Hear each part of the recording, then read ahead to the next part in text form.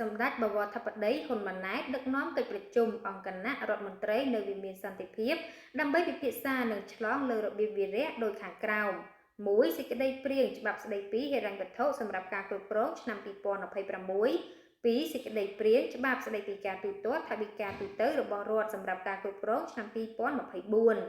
3. សេចក្តីព្រាងច្បាប់ពីការអនុម័តយល់ព្រមលើកិច្ចព្រមព្រៀងរវាងរដ្ឋាភិបាលនៃព្រះរាជាណាចក្រកម្ពុជា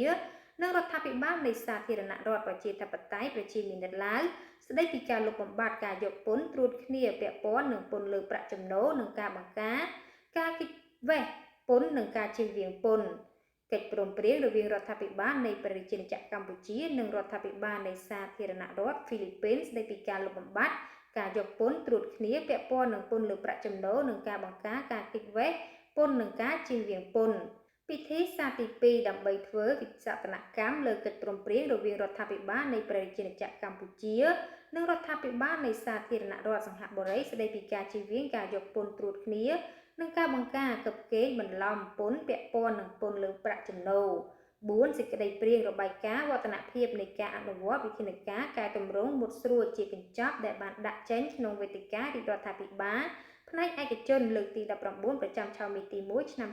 2025រាជធានីភ្នំពេញព្រឹកថ្ងៃសុក្រទី24តុលាឆ្នាំ2025 តកតងទៅនឹងព័ត៌មាននេះក៏បានបញ្ចប់សូមអរគុណសូមជម្រាបលា